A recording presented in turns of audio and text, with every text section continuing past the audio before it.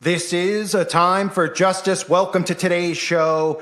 This is an important video that I've uploaded in the past on numerous channels. It's been taken down numerous times, but it's definitely something that everybody should hear more than once in their lives. And I'm sure a lot of you don't remember it. And if you're new to the channel, you definitely probably have not heard it unless you're looking for videos of William Guy Carr talking about in the 1950s exactly what's going on today. A book called Pawns in the Game is one of the best books out there, but for those of you that don't want to buy the book to read the book, which is understandable, you don't have the time, here it is in a nutshell for you. Listen to this, and I'm putting this up as a premiere so everybody out there can chat amongst themselves. I hope that that doesn't distract you from the messaging. I hope the conversations in the chat will be about what's being discussed, because the similarities of what's happening in today's world and what they were trying to implement then are going on in this video. You can hear all of the stuff about corporations, government, media, police, military state, everything going on in today's world. This video, and this audio, I should say, is from over 70 years ago, almost 80 years ago. It's insane. And that's because they were trying to implement communism in America then. They infiltrated, and it was stopped. But it never really was stopped. It was just growing and infiltrating on the inside. Now you're seeing the influence of communism on our society, the behavior of people, why we have people so dumbed down, why we have lunatics amongst us, why people are calling and asking for things that they don't even know what they're asking for and what the ramifications are. And it's because these people look at government as if it's God. And that's, of course, really the entire core of communism. But here's William Guy Carr's Pawns in the Game. If you haven't heard in a while, you should definitely listen to it. If you have chores to do or something around the house, you're cooking, let it play. Let everybody in the house hear it, because whoever hears it, they're going to say, yeah, it sounds a lot like what's going on now. And they could hear about the infiltration, and this is why we are where we are today. But it was forewarned to us by people like William Guy Carr a long, long time ago. I hope you enjoy. The following you are about to hear may seem strange and bizarre, but it is our intention to bring you only documented proof.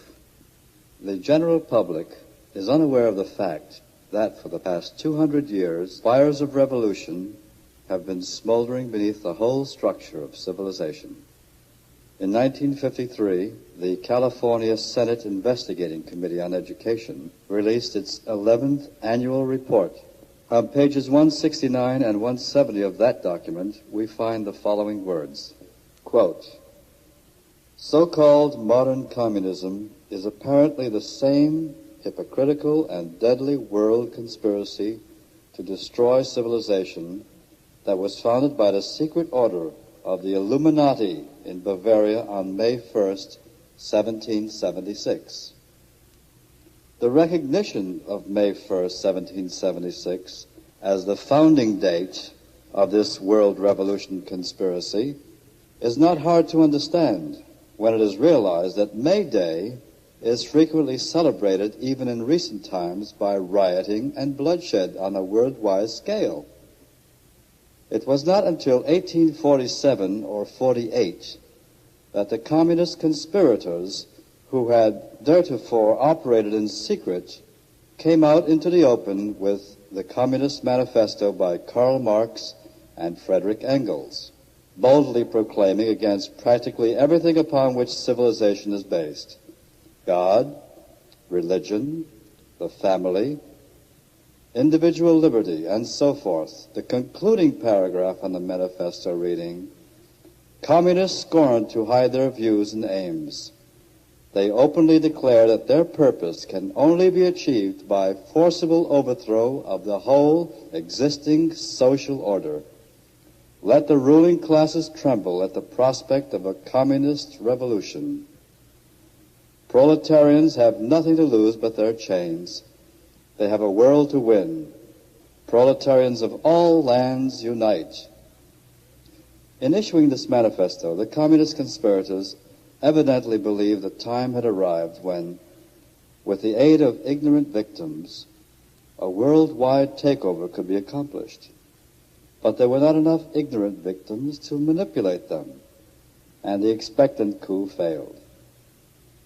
The conspirators thereupon conceived a plan for the future of supplementing the long-established secret conspiracy in existence since 1776, with an unremitting public campaign for victims among the ignorant of all nations, and in an attempt to hide from view the underlying hypocritical conspiracy existing since May 1st, 1776, it was decided that, in such public campaign, the Manifesto of 1848 should be heralded as the founding date of communism, and Karl Marx falsely proclaimed as its author.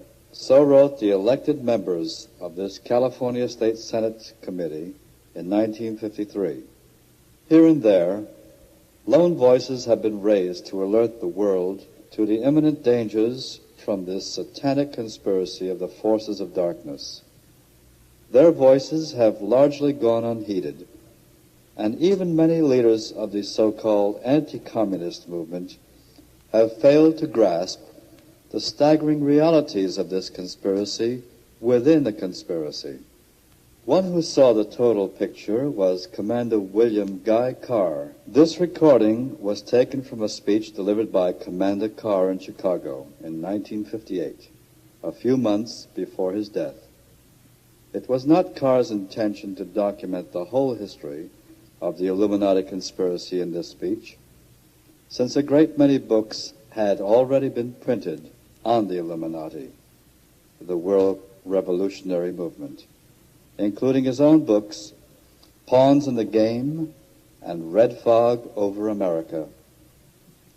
In this speech, Commander Carr sets forth the basic philosophical concepts behind the greatest mystery of all time, the revolutionary attempts to overthrow all governments and all religions in order to enslave the whole human race under a super one-world government ruled by satanic despotism.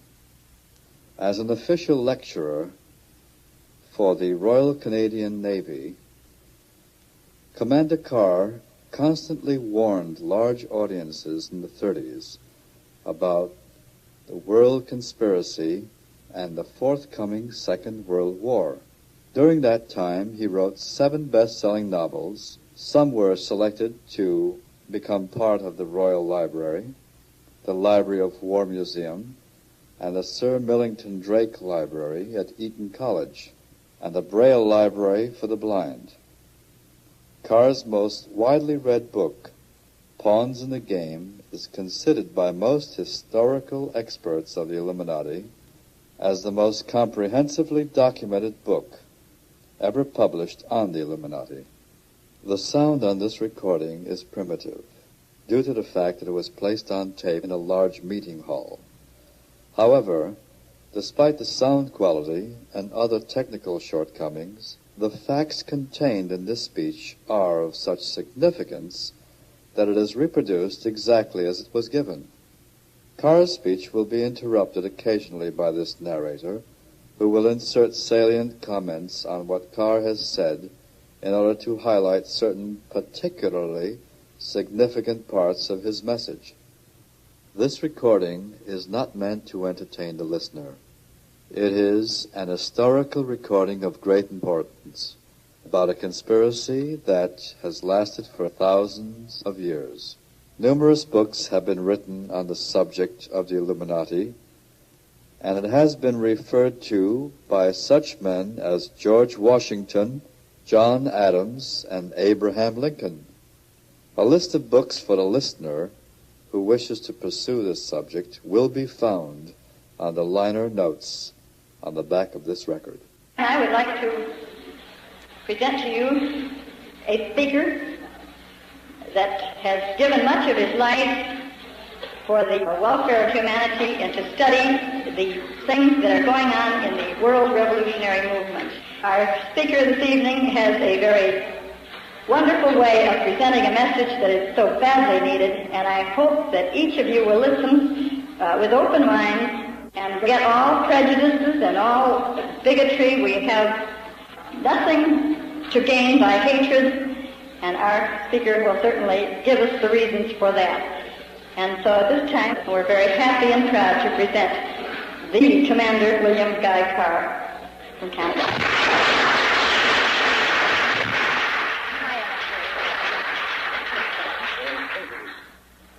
Madam Chairman, ladies and gentlemen, the inspiring words of the song that you have just sung, Parallel Hours in Canada, we sing, O Canada, ask God to save our Queen, but all citizens of countries that we still speak of as being free are in the same boat.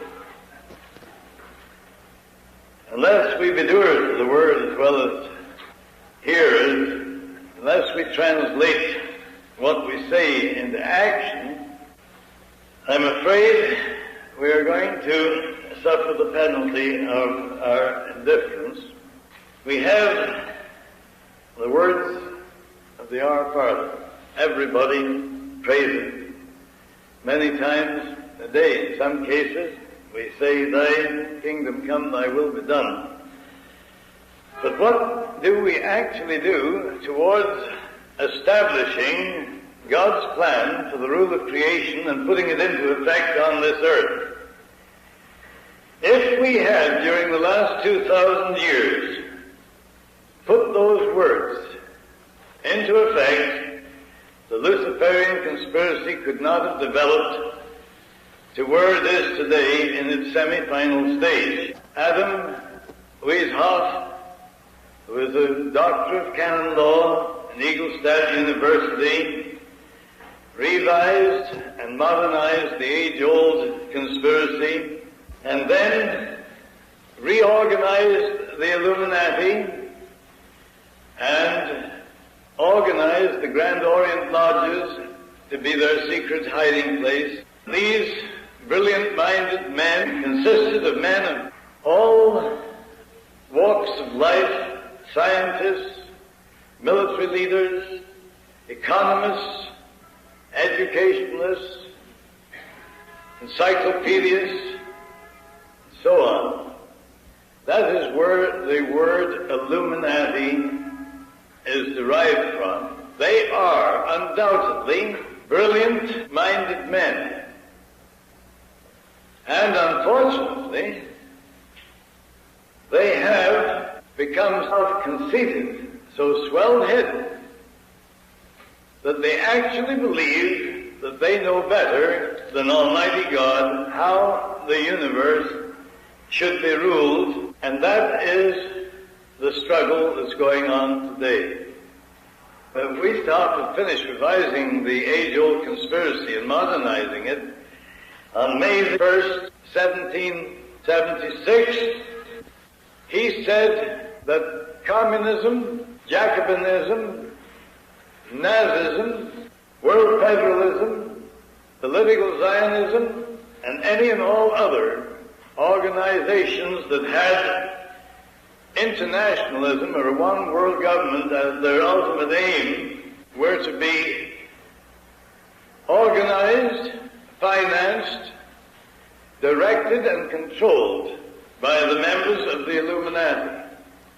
The Illuminati, down through the ages of time, have always made provision to elect and select those who are to succeed them from their own immediate entourage.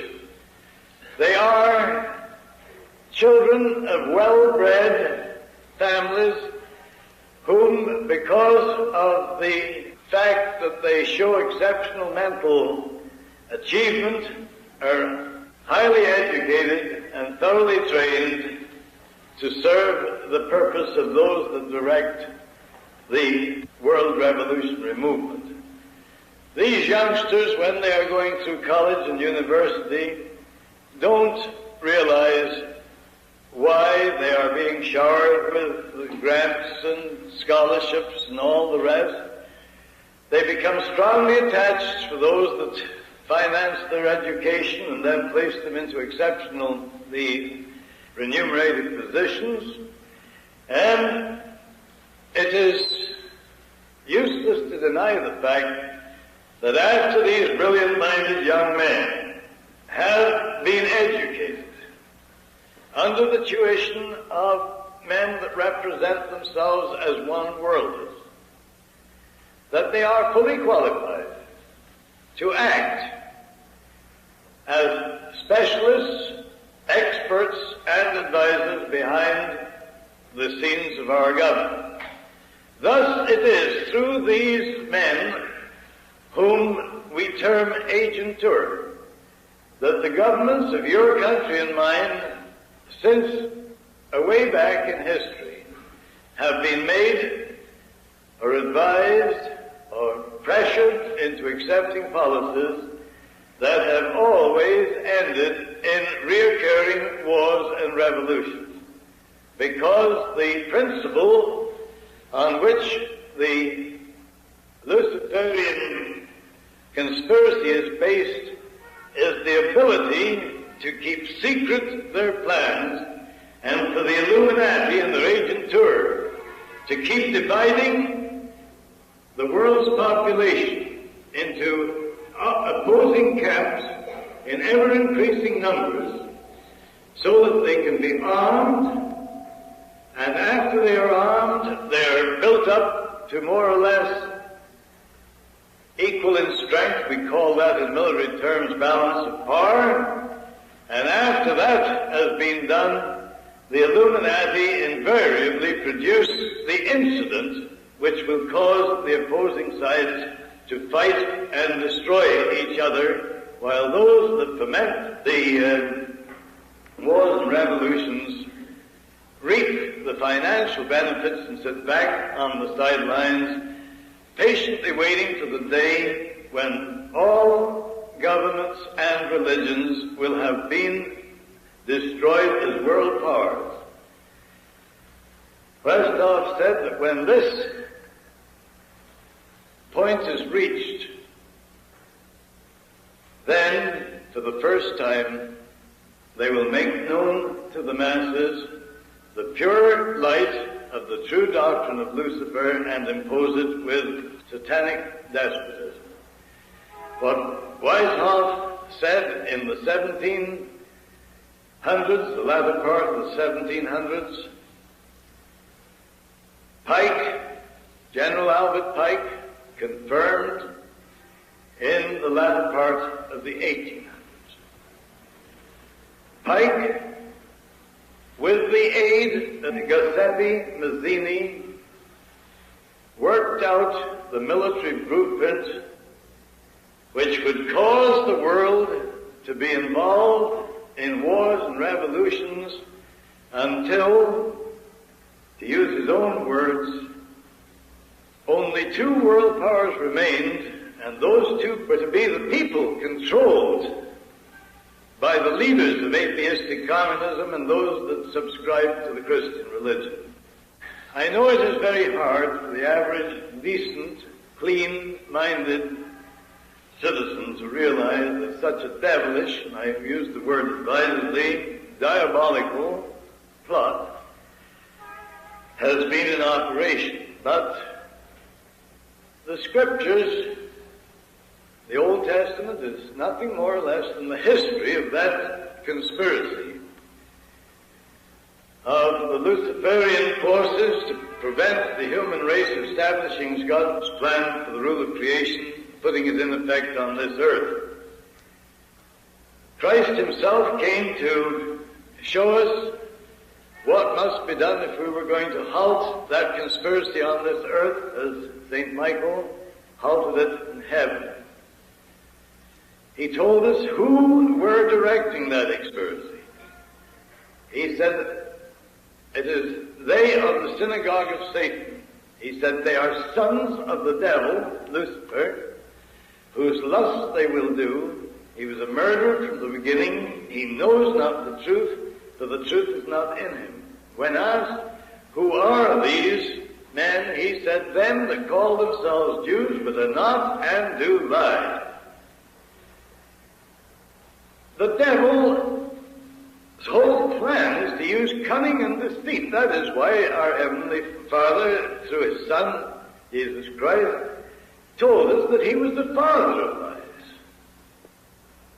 And they will make any statement and justify the telling of a deliberate lie, providing it moves their conspiracy towards its final goal.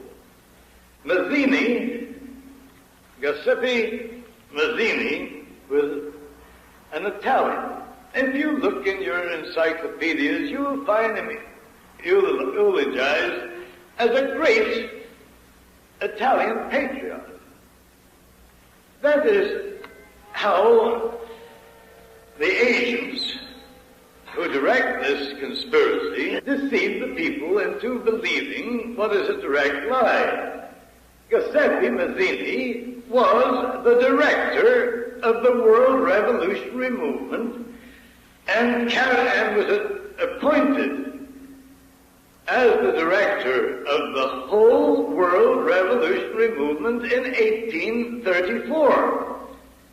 After the French Revolution was over and the American situation here was in turmoil, Mazzini came to America and he consulted with General Albert Pike, who was disgruntled because his Indian auxiliary troops had been disbanded on the charge that they had committed atrocities under the cloak of legitimate warfare. Therefore, Pike became an illuminist, and he built a house in Little Rock with 13 rooms in 1840. And it was in that house where he worked to perfect the military blueprint of wars and revolutions that would bring Weishaupt's plan to its final stage. The blueprint called, first of all, for the putting into effect of Weishaupt's plan to create international atheistic communism, and then use it as the Illuminati's destructive force to help them destroy all existing governments and religions. I know it hurts when the truth of history reveals that men who have been built up by false propaganda into national heroes are proved to be feet of clay. But what is true of some of your statesmen and politicians in the past is equally true of ours in Canada and those of Britain.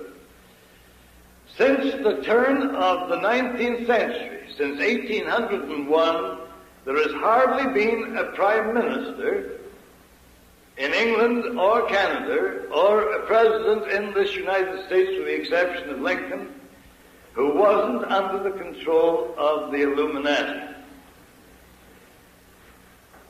I explained briefly this afternoon how Weishaupt's plan was made known by an act of God.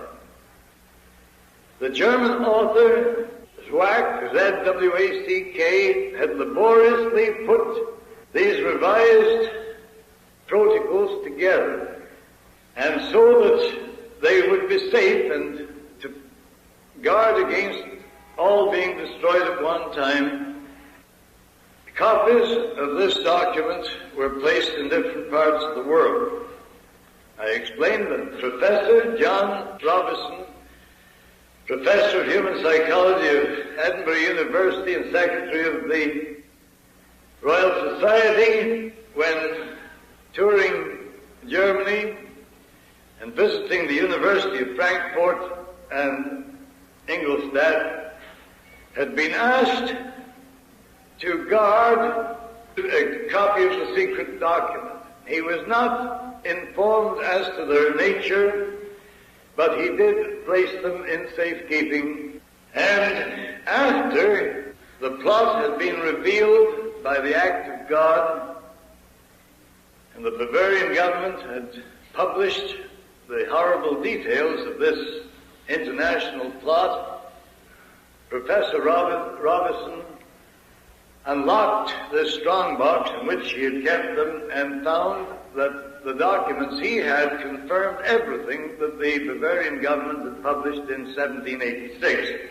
I told you that while Westhoff's courier was riding on horseback from Frankfurt to Paris with a copy of this precious document, infamous document, for the information of those Illuminists and Jacobins who had been entrusted with developing the French Revolution, which was scheduled to break out in 1789.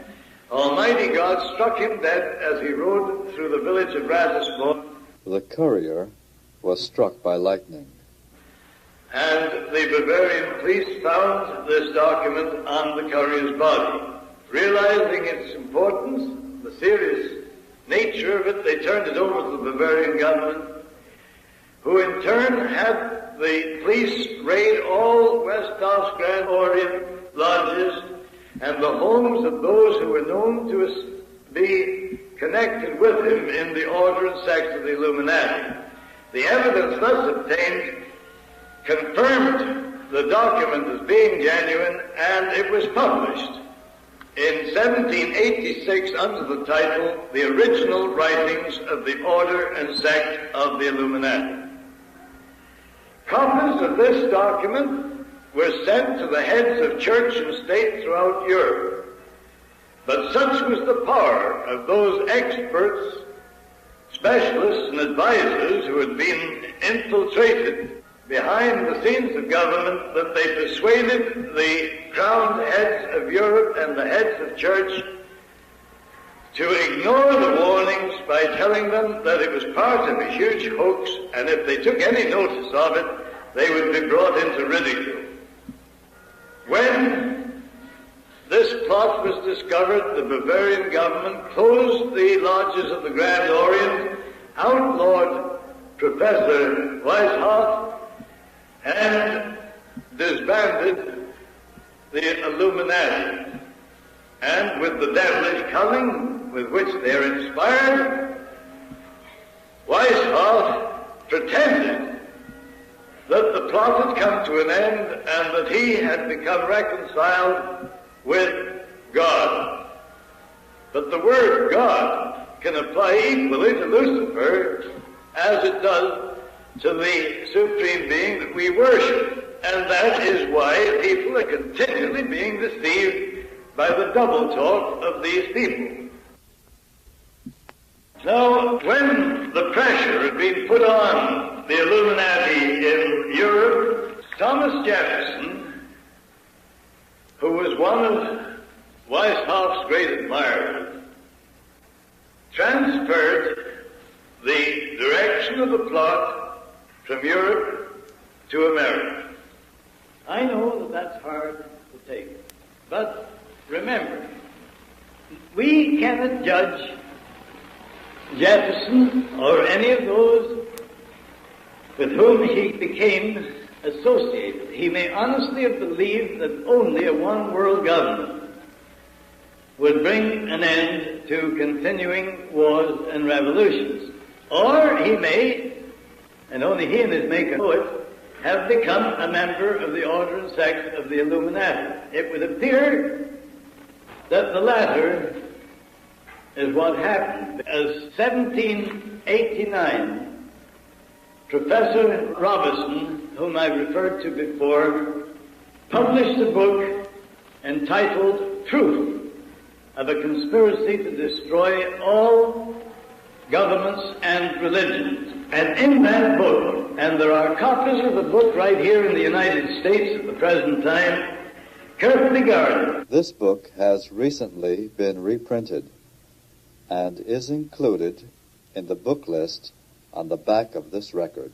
John Robinson, who was himself a high-degree Mason, considered it was his duty to expose the Illuminati and their secret intentions, and he risked his life to publish that documentary. So in 1789, he gave warning that the Illuminati had infiltrated into Masonic lodges in the United States and had created a secret society within a secret society. Now, let it be clearly understood that I am not making any charges whatsoever against the Masonic orders of the Scottish or the Blue Rights or anybody else, because I know only too well that it is a rare occasion if even a 32nd or 33rd degree Mason suspects that higher than that is this secret power that infiltrated into their organization. Now, to give you some additional proof to show how these conspirators work, on July the 19th, 1798, David A. Papin, president of Harvard University, warned the graduating class regarding the influence Illuminism was having in American politics and religion.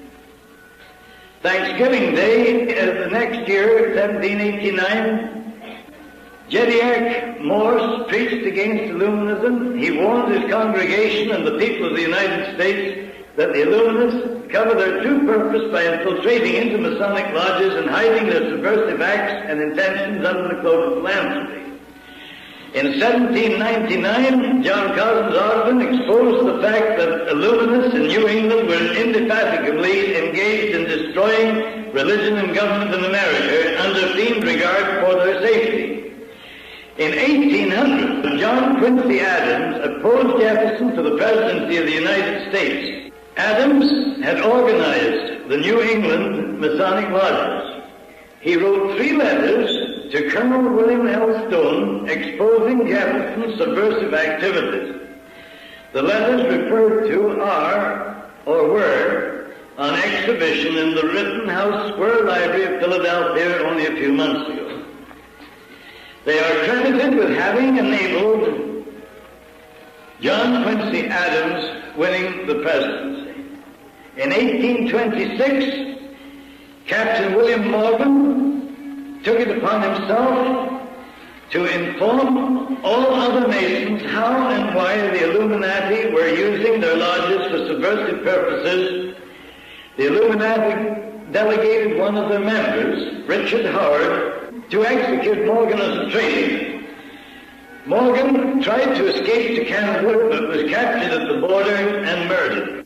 Richard Howard reports to a meeting of the Knights Templars in St. John's Hall, New York, how he had executed Morgan.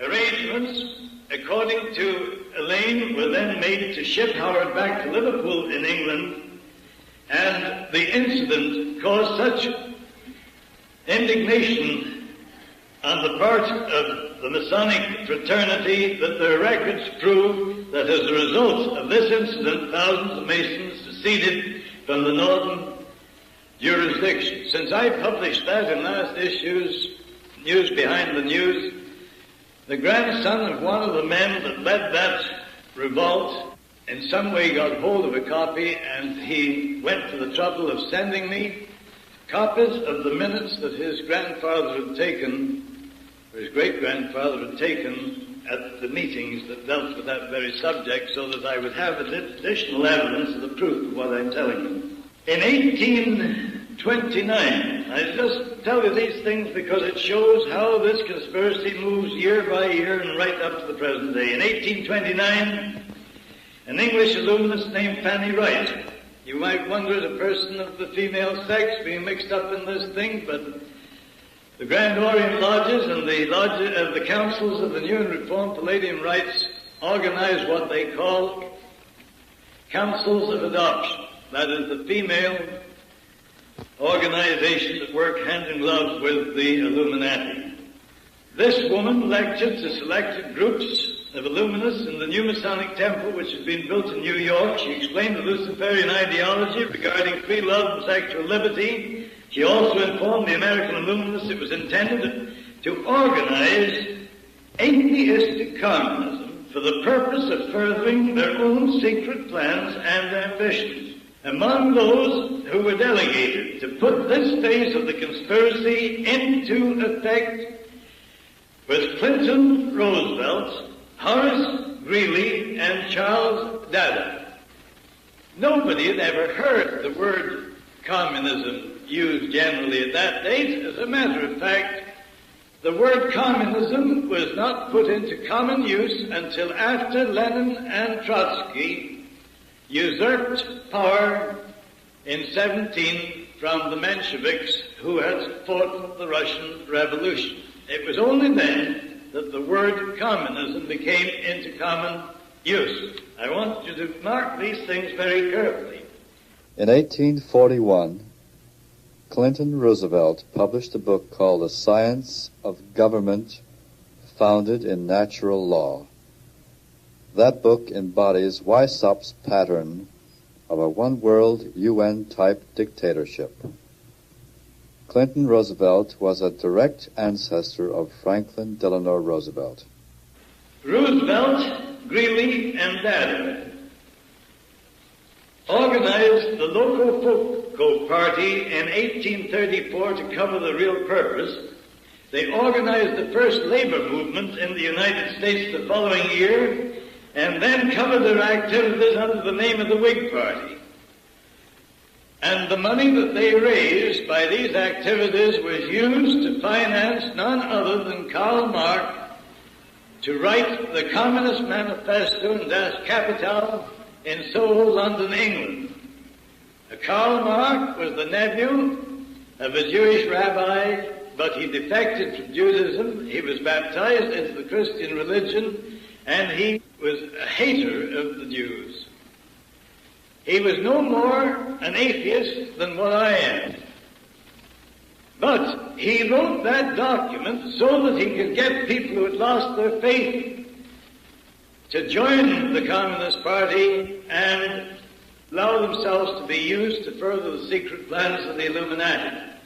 While Karl Marx and Engels were writing the Communist Manifesto, a German professor of the name of Karl Ritter of Frankfurt University was actually employed by the Illuminists writing the antithesis of the communist ideology so that the Communist Party and the Anti-Communist Party could be used to divide the world's population into opposing camps and bring about World War I. Professor Karl Ritter was succeeded after his death by Nietzsche, who completed his work. As early as 1776, Russia had been designated as the empire which was to be destroyed and turned into the stronghold of atheistic communism. But the historians that teach in your universities and in your colleges don't say anything about that. What I'm telling you are historical facts. I'm not giving you my own opinions. They can be checked in your national archives, in the British Museum of London, England, and in the Vatican libraries, and have been checked. When Giuseppe Mazzini was brought in contact with Pike, the two worked on this military plan to divide the countries of the world into opposing camps, and World War I was to be used to enable them to overthrow the powers of the Tsar and turn Russia into the stronghold of atheistic communism. In 1887, Pike and Lemmy, who had succeeded Mazzini as the director of the World Revolutionary Movement, Lenin succeeded Lemmy. Decided that political Zionism was to be organized by Herzl and then used for two purposes. First of all, to create the State of Israel, and secondly, to enable the Illuminati to foment World War III using the differences between the Israeli and the Arab Mohammedans to serve that purpose. The plot also required that after World War I had turned Russia into the stronghold of atheistic communism, communism was to be built up in strength by the leaders of our so-called democratic countries until it equaled in strength in every respect the united Christian world, and then it was to be contained. And it was to be contained until the last. Everybody considers that communism is a movement by the laboring classes to destroy capitalism. Nothing could be more ridiculous. The Mensheviks and the Bolsheviks were used to foment and fight the revolution in Russia in 1905 and 1916, but all the time hovering in the background were these illuminists who had chosen Lenin and Trotsky to lead the movement to usurp the powers of government in Russia just as soon as the moment was ripe. Now, in 1916, the international bankers of Britain, the United States, Germany, Sweden, and France met in Stockholm for the purpose of deciding the final details of the Russian Revolution, and they were joined by Henry Ford. Henry Ford, who originally wrote a series of books exposing the Illuminati conspiracy, was himself duped into going along with them. The Ford Foundation has since carried out many of the stated goals of the conspirators under the beneficent hand of Henry Ford II, whose father never dreamed that his own fortune would be used to advance the cause of his worst enemy. Who went over under the, gave the world the impression that he sailed in that famous peace ship. Well, of course, there's different kinds of peace. We know that the communists today are talking peace, but that they mean the peace that will be had when all other opposing forces have been destroyed. The average communist doesn't know that he also is to be destroyed in the final phase of the conspiracy. And it was by making these facts known to the leaders of the Communist Party in Canada that we split the Communist Party right down the middle in 1957. We supplied them with copies of a letter that Albert Pike had written to Mazzini on August the 15th, 1871, the year before Mazzini died, and that exposed the whole diabolical aspect of the conspiracy. Lenin and Trotsky were not atheists. Lenin had been initiated into the order and sect of the Illuminati in Switzerland, where Trotsky was initiated. I'm not familiar, but this will shock you. British intelligence knew exactly what was being planned, and so did your American intelligence officers, because they reported all the details of this secret meeting in Stockholm to their governments, just the same as I reported that secret meeting that happened on St. Simon's Island, February the 14th this last year. No notice was taken of it. The powers behind the scenes of government are too strong to even allow your government, which you so proudly say is of the people, for the people, by the people. And ours is just the same. But the fact remains that they deposited $50 million to the credit of Trotsky in the Bank of Sweden. And while that was being done, Lenin was being given safe conduct from Switzerland to Russia with 38 top-level revolutionary readers in a private car supplied by the high command of the German government.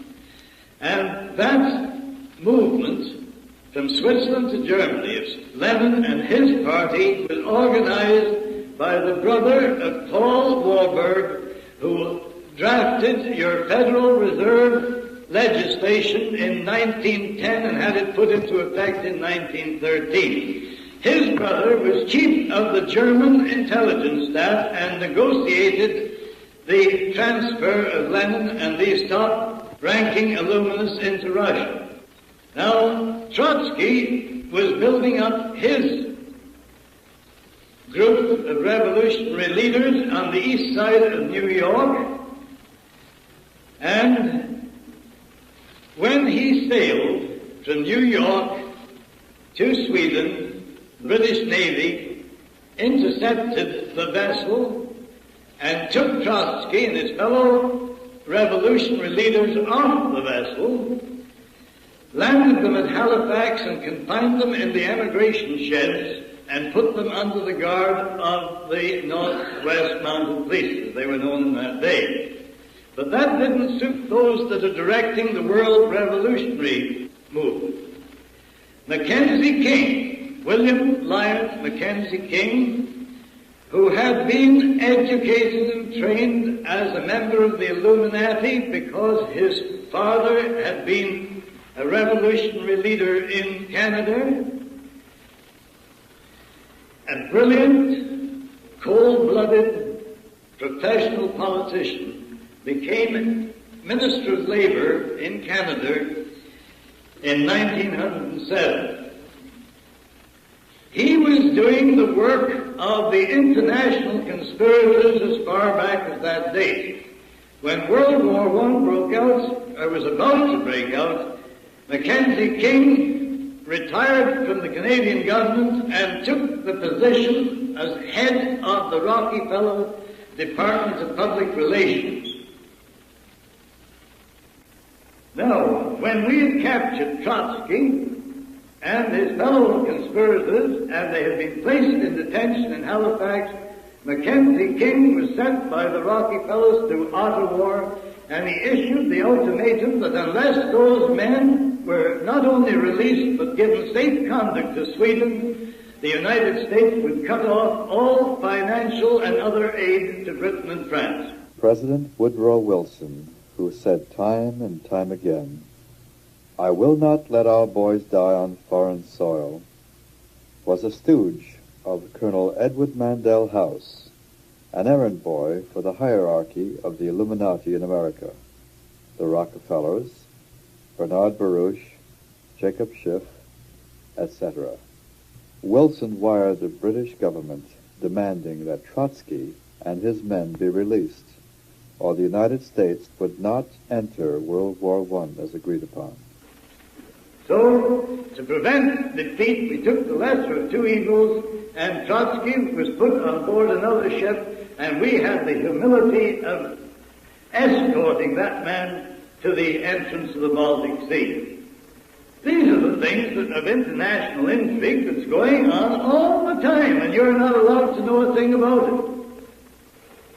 As soon as the war was over, I'm not going to go into all the details of the Russian Revolution, but you know that Trotsky and Lenin did take over the powers of government in Russia. Now, there's a lot of people talk about 98% of those men that went with Lenin and Trotsky into Russia to usurp the powers of government being used. That's a perfectly correct statement if we use the word Jew as it is generally used. But remember this, they entered Russia in the August and September of 1916. When Lenin died in 1924, there was not a single member of the First International of the Communist Party left alive or out of exile, except one or two who were initiated as members of the Illuminati. All the others, after they served their purpose, were liquidated, as happens to everybody that serves the Illuminati, whether they know it or not. As soon as they have served their purpose, they're wiped out with as little compunction as you and I would swat a fly. Now, the Nazism, as had been founded by Professor Carl Ritter, the same year, 1848, that Karl Marx wrote the Communist Manifesto, had to be used to foment World War II for the purpose of destroying the German Empire and reducing the strength of the British Empire so it was no longer a world power. And we know that that is exactly what happened. But according to the Pike Plan and this overall revolutionary blueprint, it also had to be used so that the political Zionist Party would be given a sovereign state in Palestine, where the differences between political Zionism and the Arabs would and could be used to foment World War III.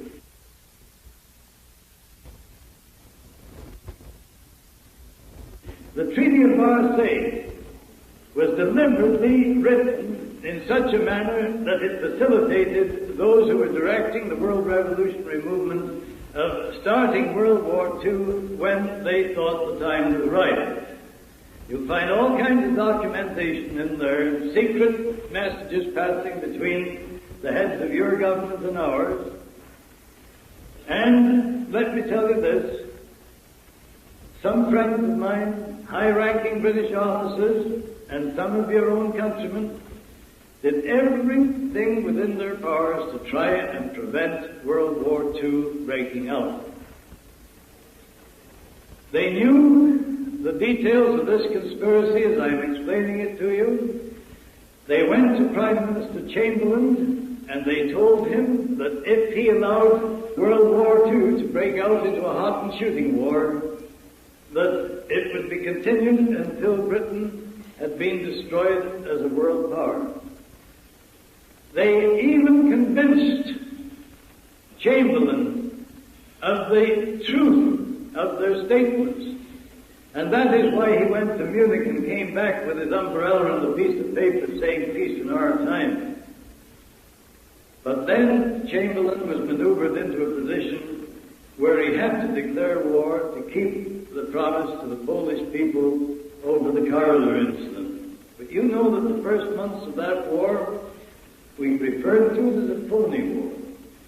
Chamberlain and the Premier of France had agreed that they would not bomb any German targets other than strictly military targets. That didn't suit these bloodthirsty international gangsters. That was too slow. So they gave orders that Chamberlain had to be got rid of, and Chamberlain didn't know what to do. He told Commander Ramsey, a very highly decorated officer in Army intelligence, and a man who was a member of Parliament for Peeblesshire in Scotland, he said, if you will only get me definite evidence of what is going on behind the scenes, he says, I will put a stop to this war. Ramsey approached a man in the American embassy,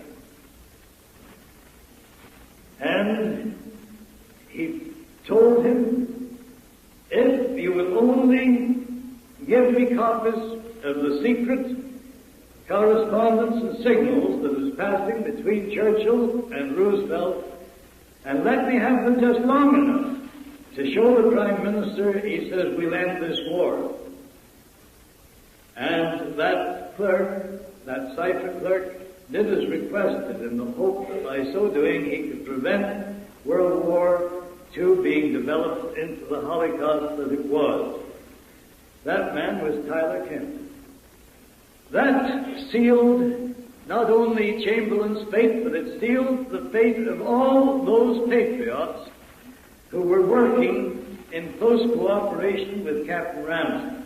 And the powers behind the government insisted that there be an election. Churchill was elected Prime Minister. On February 8, 1920, Sir Winston Churchill, before his forced acceptance in the Illuminati, wrote an article that was carried in the Illustrated Sunday Herald. From the days of Spartacus, Weishaupt, to those of Karl Marx, he wrote, to those of Trotsky, Russia, Bela Kun, Hungary, Rosa Luxemburg, Germany, and Emma Goldman, United States, this worldwide conspiracy for the overthrow of civilization and for the reconstitution of society on the basis of arrested development, of envious malevolence and impossible equality, has been steadily growing. It played a definitely recognizable role in the tragedy of the French Revolution. It has been the mainspring of every subversive movement during the 19th century. And now at last this band of extraordinary personalities from the underworld of the great cities of Europe and America have gripped the Russian people by the hair of their heads and have become practically the undisputed masters of that enormous empire. The 12 o'clock of the day of May the 12th, that he was elected Prime Minister, he gave the Royal Air Force orders that they were to bomb open towns and cities in Germany that night. At midnight, he broke the previous Prime Minister's promise with the French President that would not do that. At midnight on that same day, he had the secret police that nobody knew were even in existence in England raid the homes of about 400 and some odd patriots, including admirals of the British Navy, and they took them and their wives out of their beds in the middle of the night and locked them up in Brixton Prison without a charge or opportunity for trial, and they kept them there for 4.5 years. I'm not telling you a fairy tale. I'm quoting historical facts. The people of England have never been allowed to know that yet, and yet I have Admiral Sir Barry Donville, with whom I am in constant correspondence, and I served with his brother in the First World War on the same ship, and I know every detail of everything that happened about that. Admiral Donville was one of the finest and most capable British admirals that our country produced. He was the greatest fighting admiral that we had in the First World War. He fought and won more engagements in and around the Bight of Heligoland than any other British admiral. He was 4 times decorated by the King with the highest honors that could be conferred on him, and after the war, he was put in charge of all naval establishments and then made Director of Naval Intelligence. Admiral Donville told me that he was 58 years of age before he began to suspect that the secret power that seemed to be able to cause our governments to adopt policies that led to their own destruction was the Illuminati.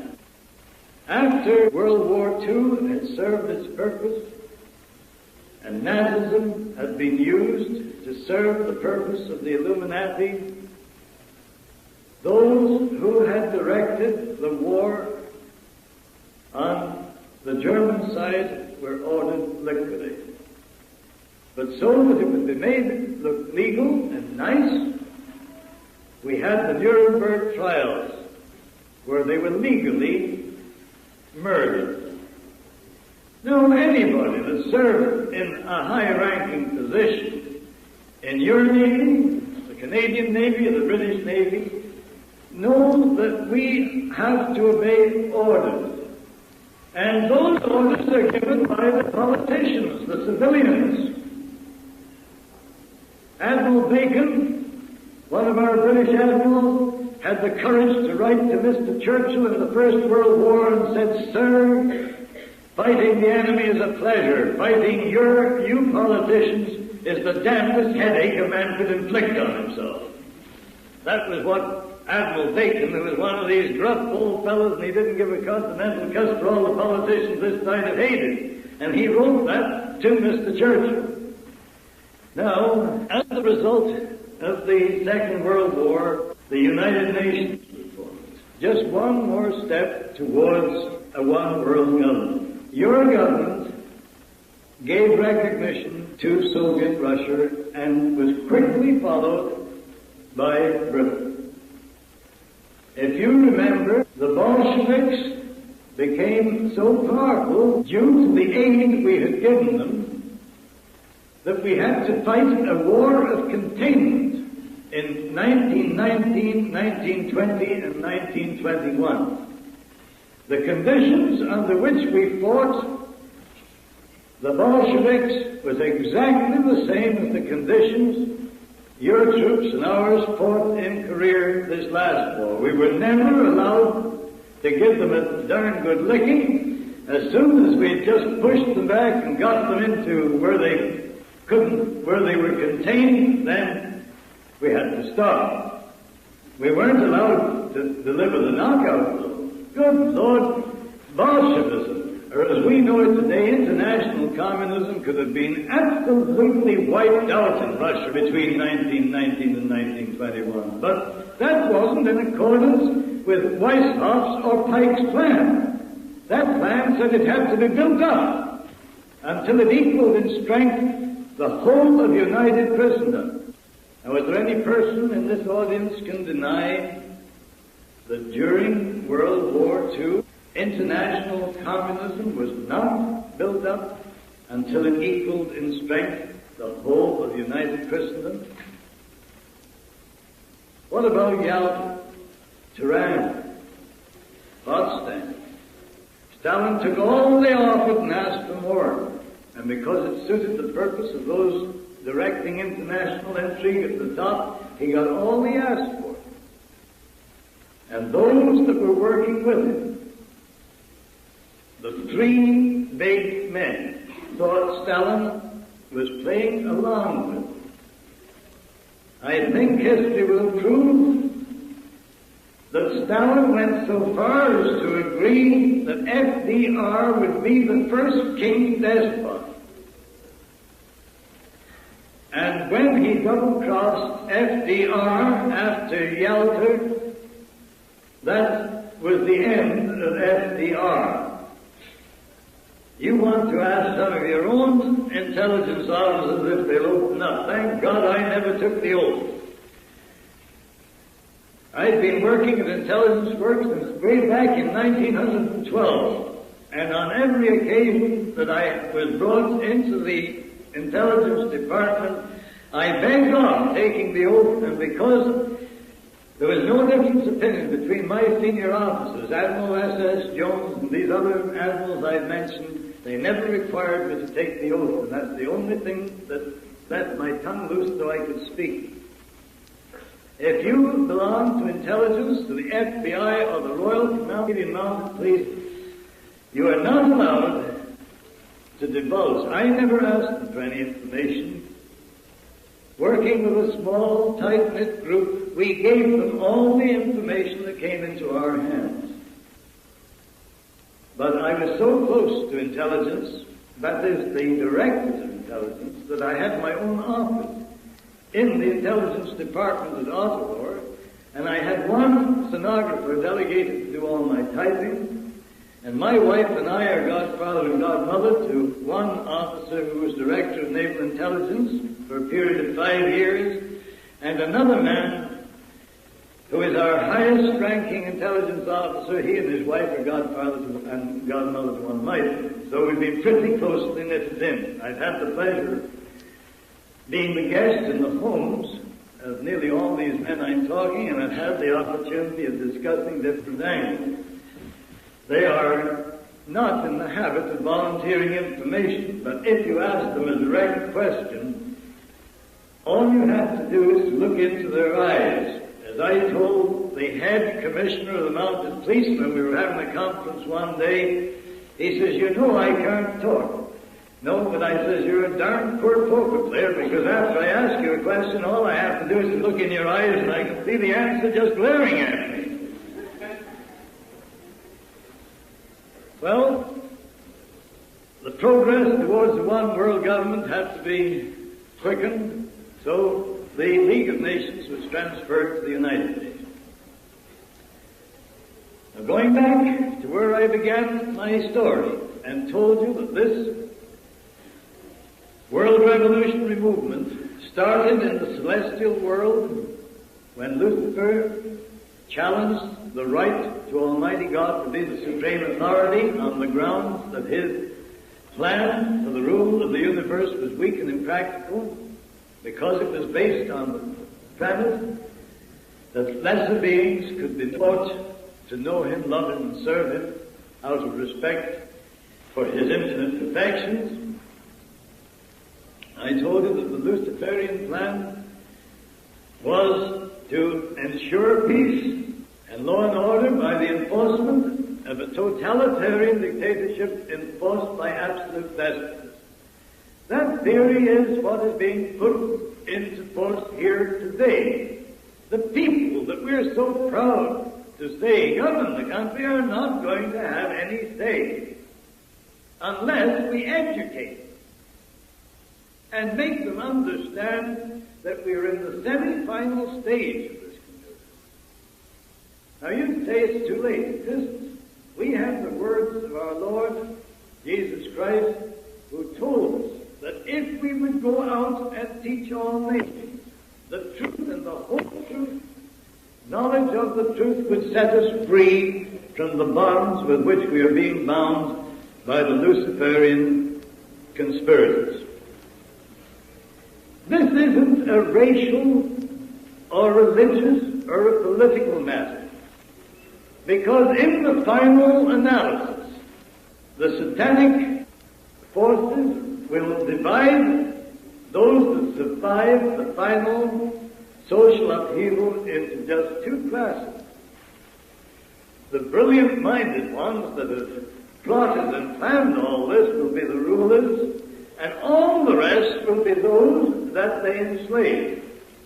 It's an extraordinary thing, but the more you study all angles of this conspiracy, you find out that the brilliant-minded international gangsters that think out all the details of the various aspects of this conspiracy are financed by being awarded Nobel Prizes. Alfred Nobel was the inventor of dynamite that has killed more people in wartime than any other weapon ever invented. The Nobel Peace Prize has been won by such men as Linus Pauling and Martin Luther King, and the Peace Prize is an instrument used by the conspirators to carry on their work. Our Reverend Mr. what's his name, the Methodist minister, he was given $45,000 to work inside the religious things. Not long ago, Bertrand Russell was awarded the Nobel Prize for his book, The Impact of Science on Society. I know Brock Chisholm personally. He was the Minister of Health for Canada before he was appointed as Canada's chief delegate to the United Nations.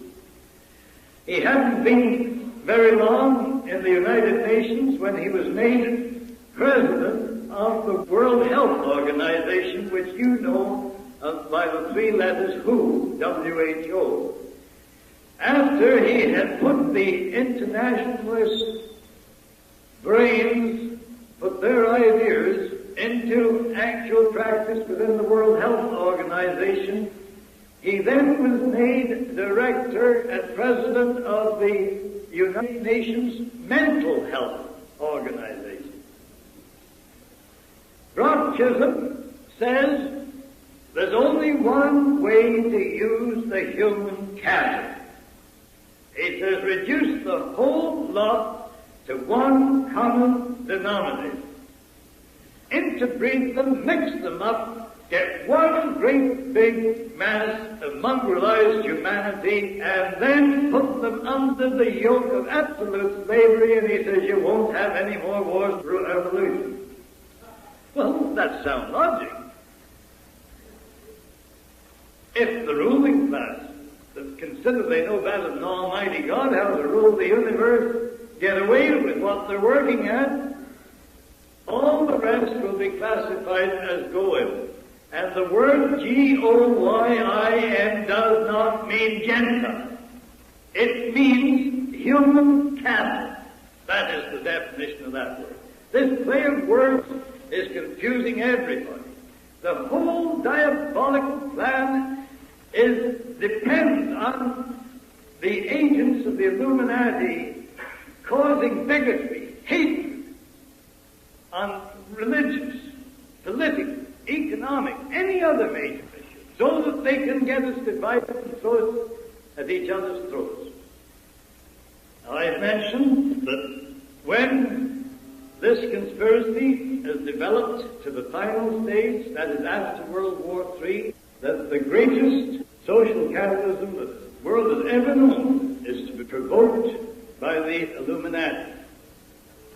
Before I read you Pike's letter of instruction to Mazzini, telling him exactly how this final phase was to be put into operation, I just want to mention that World War III was scheduled to start Christmas week, 1957. I had called that shot years and years. You'll find it in the books that were published years ago, so I just couldn't think it up out of my head tonight.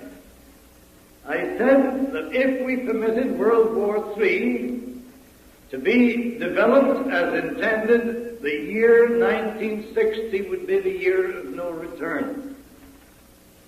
You'll find those statements in my book. I have no reason to withdraw them or even to qualify. I watched what was going on in certain areas of this world, and where I couldn't observe the things personally, friends of mine helped. Weishaupt and Pike had both said that those brilliant-minded international gangsters that were determined to enslave the lesser beings were to provide for their own safety and protection by establishing sanctuaries before each of the succeeding wars broke out. And that pattern has been maintained ever since the French Revolution, which broke out in 1789. In no revolution, be it the French revolutions, and there's been several of them, the Spanish revolutions, the German revolutions, the British revolutions, your American revolutions, the Austrian, or any other revolution, have any of the members of the Illuminati or their families been harmed, nor has their properties. They were always safely hidden away in sanctuaries. That is why Switzerland was the biggest sanctuary of the lot. It was made a neutral country, so those directing both sides of the wars could meet and discuss how they would continue them or bring them to an end.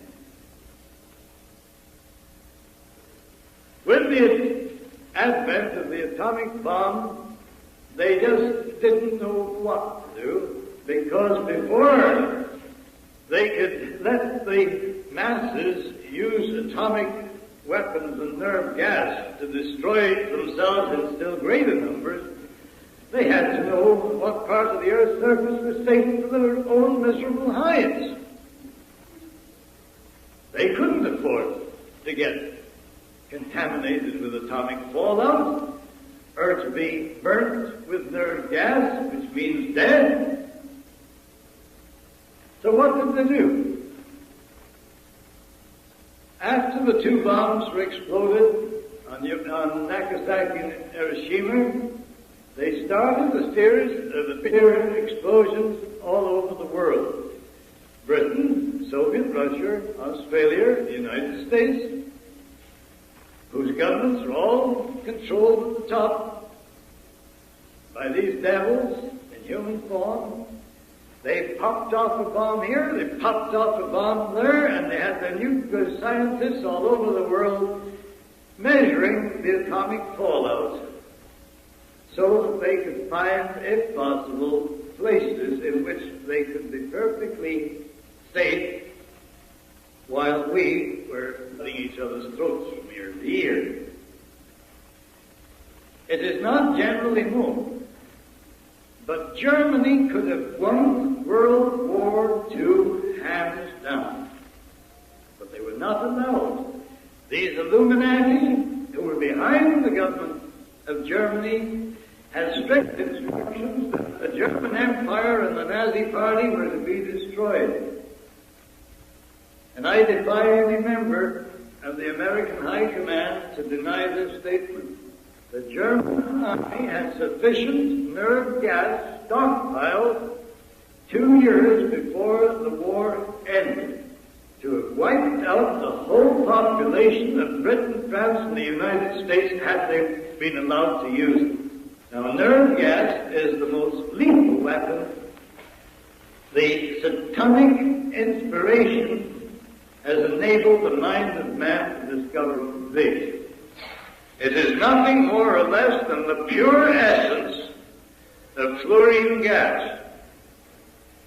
And it is so deadly and so devilish in its characteristics that if one single drop, even though it be highly diluted, comes in contact with the flesh of any living creature, it will travel along the nerve trunks and paralyze the breathing apparatus and thus cause death. There is only one antidote to that, and that is atropine. But atropine would have to be injected immediately the first strangling sensation was experienced, and you would have to keep injecting it until you could get out of the contaminated area and get further medical guards. The members of the armed forces of your country of mine are being equipped with atropine outfits. But what about the civilian population? Now, one of the devilish features of nerve gas is this. You can wipe out the population of Chicago or New York or any big Canadian city and not do one single dollar's worth of property damage. Now, all this nonsense about the fear of atomic bombs is just getting the masses into a state of fear that they'll go off half-cocked and agree that it's essential to contain Russia or something else to have another world war. These men that have the wealth and the power in their hands and secretly administer that power behind the scenes of government are not going to destroy billions and billions of dollars worth of property when they can take over by using a few dollars worth of fluorine gas. They call it nerve gas because they figured it would interfere with their idea to promote fluoridation if the public got to know that nerve gas is nothing but the pure essence of fluorine gas in gaseous form.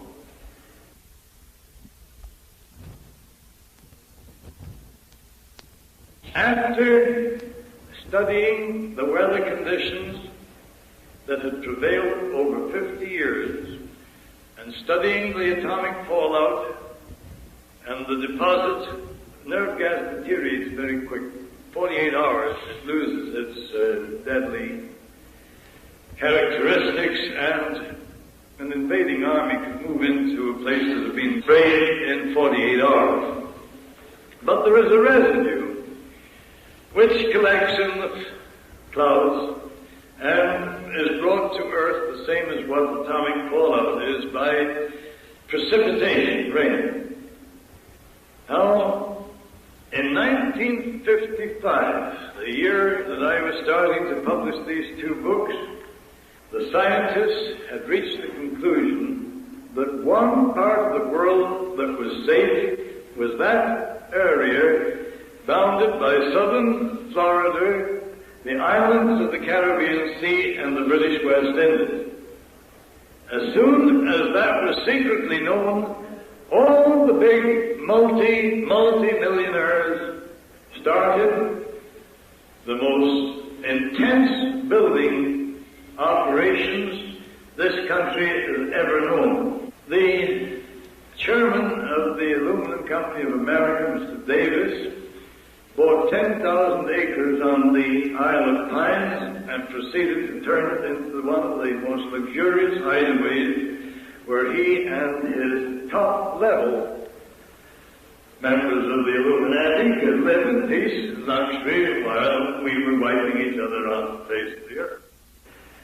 Britain was so concerned about the increase of population in the West Indies that they financed the movement of around 250,000 West Indians out of the islands and moved them into England and Canada, paid their fares, told them it was to improve their conditions. Now, A.P. Taylor, who owns and controls the brewery interests of Canada, Hoffman, Bronfman, who controls all the distillers in Canada, and who are no more Jews or Zionists than what I am, but they control the movement at the top, and a group of their international gangsters that control the Canadian government's policy just as another group controls yours. They formed a syndicate. The first ante was $15 million, and they started to build palatial resorts throughout the West Indies and other islands of the Caribbean Sea. A bunch of your Chicago financiers and others extended Miami right down until it reaches now to Key West. All this happened after it's been called the safe area. It's a good job my nurse, when I was a kid, dropped me on my head, because she developed such a bump of curiosity that I've never recovered it from it yet. And knowing what was in the wind, I had to go down there and see for myself what was going on. That is what took me down to Florida in the February of 1957. And what did we find? They were organizing water transports between the islands. They were taking cargo ship loads of preserved and tinned foods and stockpiling them throughout the area. They were building great big water condensers, so in case of drought or lack of precipitation, they can have the sea water turned into drinking water. Vining Davis was at the back of that reclamation program in which thousands and thousands of acres of marshland in Florida was drained and cultivated and tilled so it became fertile ground for growing what you call market vegetables, small fruits and vegetables. 200,000 head of cattle were transferred from Texas into the ranches of Florida so they would be sure of a meat supply. With that amount of cattle breeding and the fish that were available in the ocean and the coastal waters, they were quite satisfied that with their ability to grow their own fruit and vegetables, raise their own meat, catch their own fish, that added to the tremendous amount of staples such as flour and other things that have been shipped into that area by ocean-going cargo vessels, would make them absolutely self-contained. Now, because these men always like to make a project pay for itself, they rented all this luxurious accommodation that was built in 55, 56 to tourists. And they were quite willing to take them for all they've got, make them pay through the nose for this luxurious living, and they were quite welcome to pay the shot until they wanted to move down in there. And they had it all planned how to get rid of them so that they could occupy the vacated accommodation. They called the general strike of hotel employees. And all the people in those luxurious resorts couldn't get any kind of service, so the people that owned them were very apologetic and they flew them all out.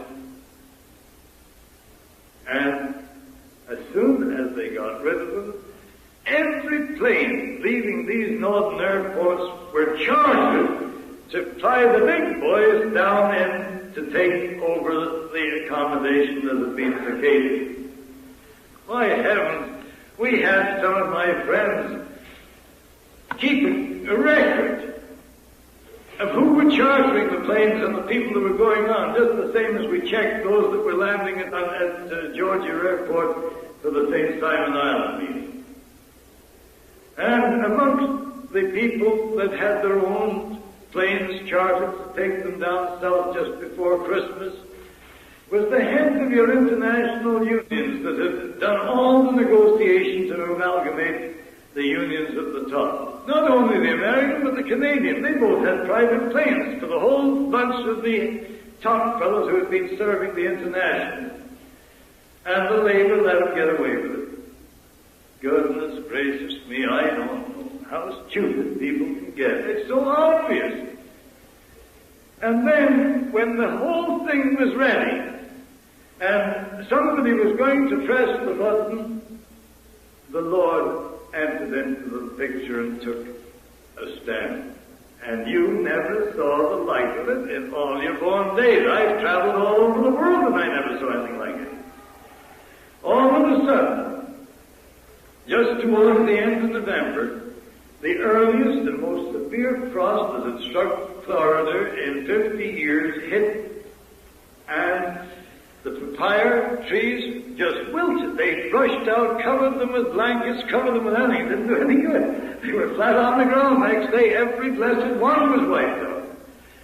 The fruit and vegetables that were just getting to maturity for the Christmas market were wiped out completely. There wasn't an onion or a radish or a lettuce left. And the rain started to fall, and the wind started to blow from every direction other than was expected. And there was such complete chaos as far as weather conditions were concerned that they fired the poor little meteorologist at Tampa because he couldn't call the shots 12 hours in advance. So they fired him, and they brought the top fella down from Washington. And when he got down there, all he did was hold his head, and he couldn't predict what the weather was going to be for 24 hours. So they had to call the war off. Too bad. Oh, we would just say, they called the war off. They only postponed it for a while. They thought that these weather conditions couldn't prevail much longer. And you know, there was such a precipitation of rain that the fallout in Florida, both nuclear fallout and fluorine, was such that 76,000 head of cattle died. 76,000 head of cattle died. The next thing that happened, Christmas week came. You never saw such beautiful weather in your life. Everybody was down on the beaches swimming and bathing. For 7 days we had perfect weather. Then the angels pulled out the plug again, and the water came down, and the wind started to blow, and the temperature was all around. I was fortunate.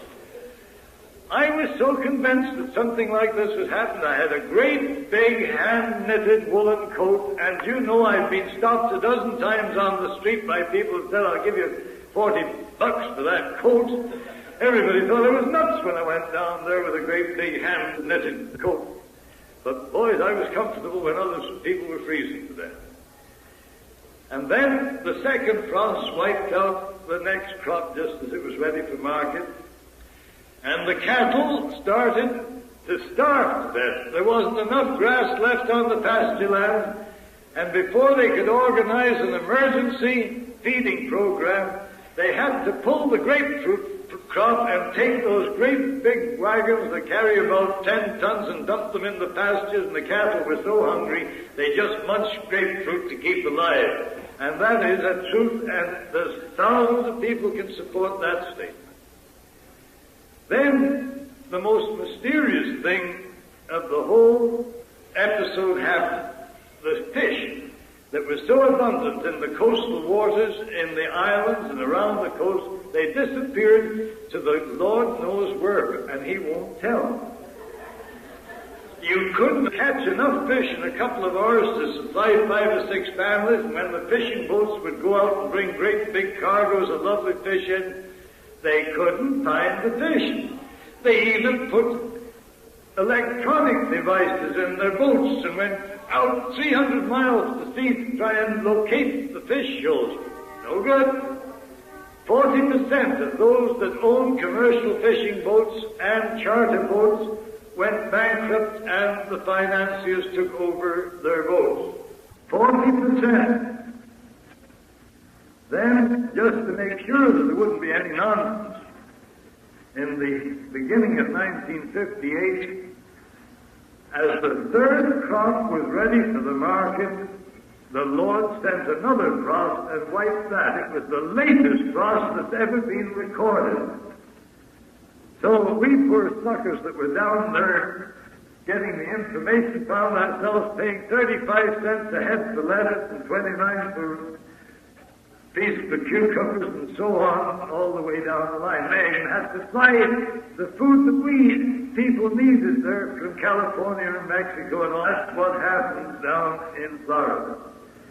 But the scientists said that the fluorine that fell down was brought down out of the clouds by the rain, and that it is accumulated from the smoke from chemical factories, that the smoke had gone up and lodged in the clouds, and these unprecedented downpours of rain had released it and dropped it on the grass and the pasture. Well, I don't believe that, because I know that they were frantically taking tests of Spanish moss and every other thing. I had doctors that I could rely on, and they were watching all these tests, and they just did not know what was to happen. The United Nations was taking up the matter of stopping a further atomic test because of this atomic fallout. That is what's going on in this world. Now, we started to show that the conditions which we experience today started in the supernatural world are conducted by men who are inspired by the satanic forces. Their purpose is to prevent us putting God's plan into operation so His will can be done here in heaven and what have you today in the United Nations.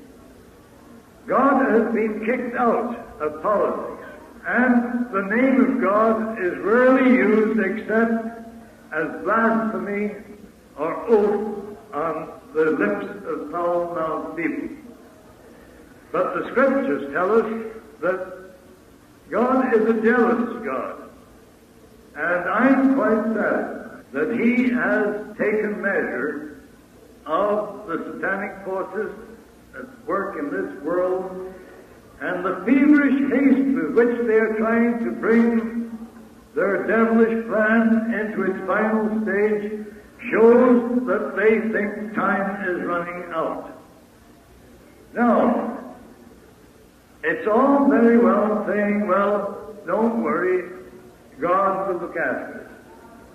God has a habit of helping those who help themselves. He told us that if we were hearers of the Word and not doers of the Word, it would avail us nothing. If the truth has been made known to us, it is our duty to pass that truth on to as many other human beings as possible.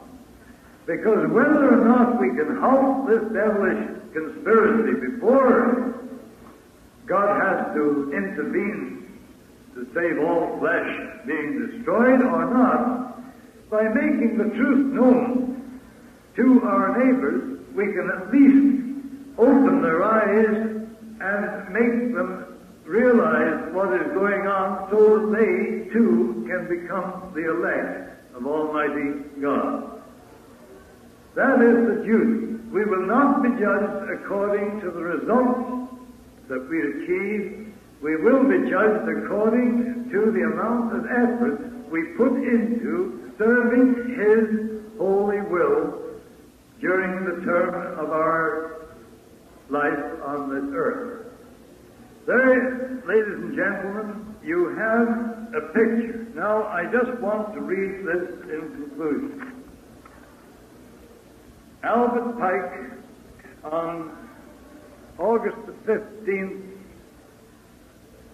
1871, wrote a letter of instruction to Mazzini, telling him what I have told you, and his concluding paragraph reads as follows: We, the Illuminati, shall unleash the nihilist and atheist, and we shall provoke a formidable social catalysm, which in all its horror will show clearly to the nations the effect of absolute atheism, origin of savagery, and the most bloody turmoil. Then everywhere, the citizens obliged to defend themselves against the world minority or revolutionists will exterminate those destroyers of civilization, and the multitude disillusioned with Christianity, which will be from that moment without compass, that's direction, anxious for an ideal, but without knowing where to render its adoration, will receive the true light through the universal manifestation of the pure doctrine of Lucifer, brought finally out in the public view. A manifestation which will result from the general reactionary movement which will follow the destruction of Christianity and atheism, both conquered and exterminated at the same time.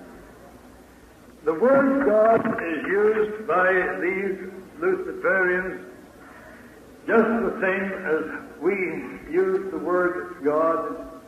On July the 14th, 1889, Pike had to correct the beliefs of some of his leaders in the New Palladian life who were Satan worshippers.